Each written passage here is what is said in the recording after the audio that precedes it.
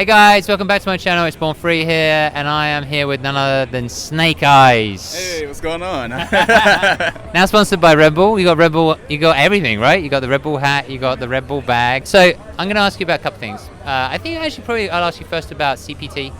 So we're at Defend the North. This is a ranking event. You are actually the top American player at the moment, I think.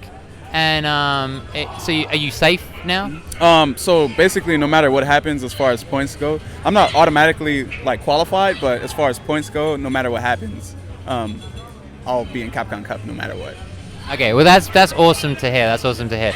So after Capcom Cup, like obviously Street Fighter 5 is going to start creeping in or whatever. Yeah. What are your feelings about Street Fighter 5 at the moment? I'm just gonna ask you generally first. Like, in general, have you played much of it? I actually used to play a lot of it when the beta first came out. I played a lot of Birdie. I was actually at E3. I was actually in the 8-man exhibition that Capcom threw, and I came. I think I came in like 7th or something like that. But I've been playing the game pretty often. I haven't been playing recently though, because obviously I want to practice for Capcom Cup, but Zangief just dropped right during the time between the Brazilian game show and the SoCal Regionals, and they had the Zangief build at SCR, and I was playing a little bit of that, and it seemed very interesting. Zangief is so much different than he is in Street Fighter 4. Like, as I was playing, I was just trying to play him like he was still, footsie-based character, patient, but no, like, the style that they have Zangief in Street Fighter 5, they want you like just doing things all the time. Like, they want you running bear grab. They want you like doing air SPDs. They don't want you like playing patient. So the game is very interesting. It's early, right? It's early. It's very early. It's early. Like, do you feel like Zangief's your man or your guy, or like, do you think there's another character in there that you like Birdie, or do you still want to stick with like these big grapplers? like, is there a character popping out for you that you're like, oh, I kind of like this character? It's not necessarily Zangief. Not too much actually, but I feel like Ryu is interesting because he's the type of character where you're rewarded for like solid fundamentals, and his style of play is just very like familiar to me. So I really like that. I kind of like Nikali too, but he seems a little lackluster. Like, he needs an extra like oomph in this. There's something to do with his game plan. Like, it's just get in, axe kick, and he doesn't have anything else. So I feel like if they gave him like just something, something different, maybe I might consider playing him. But for the most part, my two mains already, even though the game isn't out, my two mains are Birdie and Zangief. Okay. I thought we saw each other at E3. I thought Birdie was amazing then. I don't know if he's been nerfed since. Yeah. He's so sick. He's sick? That character's He's sick? Yeah. That's good. He's English. Like, I played against a Birdie player with Zangief, and these two are my favorite characters, and I just got destroyed. Really? And it's pretty funny that one of my characters destroys my other character. It's pretty funny that happens. Yeah, that's kind of weird. That's interesting. Is there any character right now that you want to see in the game? Ooh, that's a good question. Like a returning character? Yeah. It's very interesting because most of the characters that I wanted to see return are returning in the game. But I would like to see Urien from Third Strike. I think he's a very interesting character. I would probably play him, but I feel like playing against him would just be a chore for me because of that Aegis reflector. So I don't know, like, since I'm already playing like 3 characters right now, I feel like if they added him, I probably wouldn't pay him as much attention, and then I would just have to worry about playing against him. So I don't know. So I know you said like Zangief is a bit different. In many ways, he feels a little bit more like a rushdown character in a way. Yeah. Do you have no interest in the rushdown characters? I actually do. It's just that what I'm used to is Zangief being like a solid, fundamental like footsie character that like sometimes takes certain risks depending on risk reward and the amount of damage he's going to take or the amount of damage he's going to do. But in Street Fighter 5, the tools that Zangief has in this game,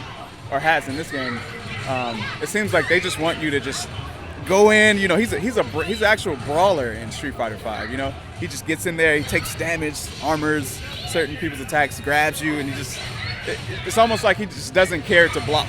You know, he's in there like churning, mashing that SPD, and it's pretty interesting. You know, I don't want to like say that his playstyle is a certain way because I haven't had too much time with him, but when he comes out, I'll definitely see what he's all about, because right now I feel like maybe I don't know how to play him like that way.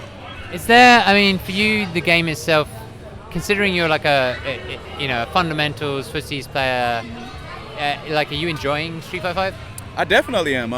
At SCR, I hopped on with Zangief, and I've never played him in Street Fighter V, right? Just playing casuals, and I didn't lose once, and I was just like running through people, just wrecking everybody, and they were just like, man, this character's so cheap. You know, Zangief has like a diagonal red cyclone type I see that. move where he can either suck you in and like grab you, which everyone hates. No one wants to be close to Zangief. Yeah. And then he has another version of that same move where he just keeps spinning and he just keeps hitting you over and over, and then if you block it, he's safe and you're still next to him, but if you get hit, he kind of like launches you away, and he does a decent amount of damage, and it goes through projectiles. So in Street Fighter V, he's like an actual real red cyclone. It's pretty funny. Yeah, I mean, he looks pretty beastly. I think usually, honestly, I think their marketing plan is that every time they release a new character, they make that character overpowered. Right. In order for that character to be a success, right? So people play the character and they go, "This character is amazing." Yeah. And then everybody's gonna get nerfed. Right. You know? Right. Yeah. No one wants to, you know, see their main character or see the character they like get put into a game and then just be absolutely terrible. No one wants to see that. No, that's very true, including the new characters as well. Is there anything that you think is missing from the game at all, or reversely, do you think there's something that shouldn't be in the game? I don't know, like.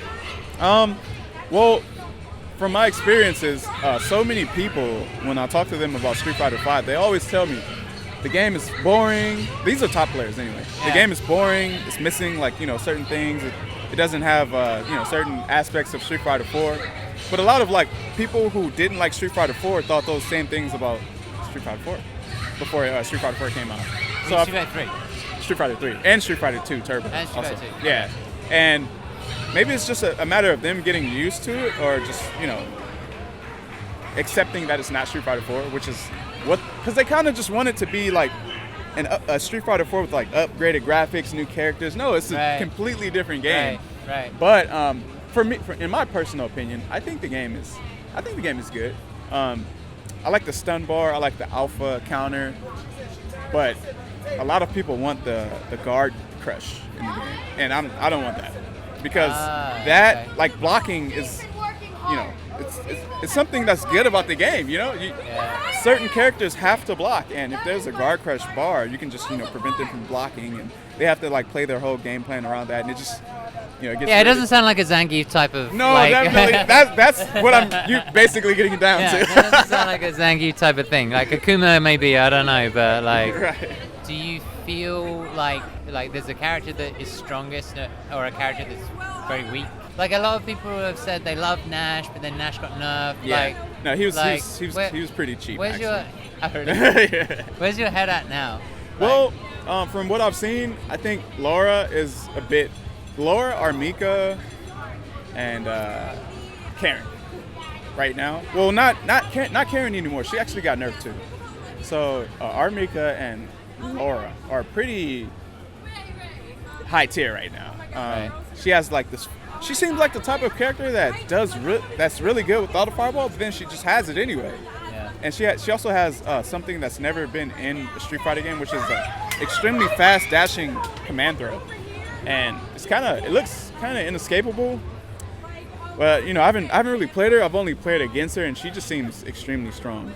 Now Armika, on the other hand, she's like Geef, but fast. She has like airborne normals. She has like a drop kick that's plus on block. And she just has like a lot of interesting things. She has like a quick anti-air move that like hits you in the air, then she can like flip grab you in the. She's really nice. Yeah, I think she might be actually the best character in the game right now. Does this game remind you, Street Fighter 5, does it remind you of any previous games? It kind of reminds me of ST, but it kind of reminds me of ST a little. Only it has like alpha counters, and the jump arcs are very different than old school fighting games. So basically in a game like Street Fighter 5, if someone's close to you and they jump, it's really hard to, get them out of the air. It's really hard to anti-air them, keep them from above your head. And a lot of old school games never had that. So I feel like that's the only thing that separates Street Fighter 5 from Street Fighter 2, other than the characters being different too. Okay. I was actually going to say, if I was a budding Street Fighter 5 player, which I sort of am, if I wanted to practice Street Fighter 5 right, as best I could, yeah, and I don't have Street Fighter 5, yeah, what do I practice?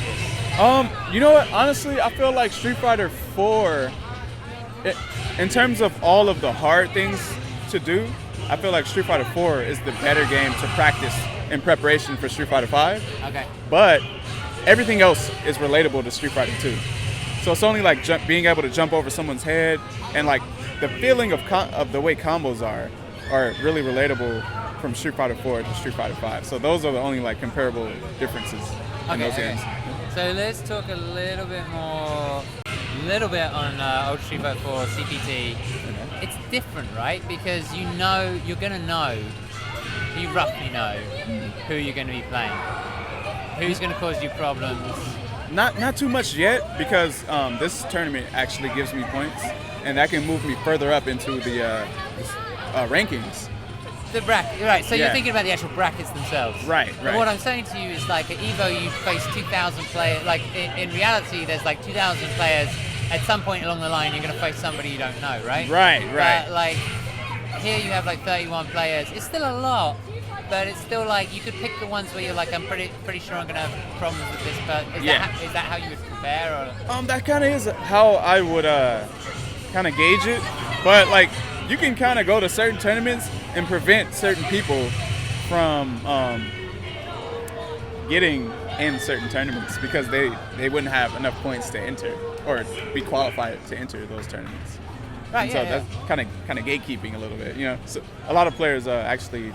Oh, wait. This is brilliant. Yeah. So oh my good God. Oh my good God. There's a light bulb just went off my head. So what you're saying is players will sometimes travel to tournaments in order to keep another player out of the top 32. Yes.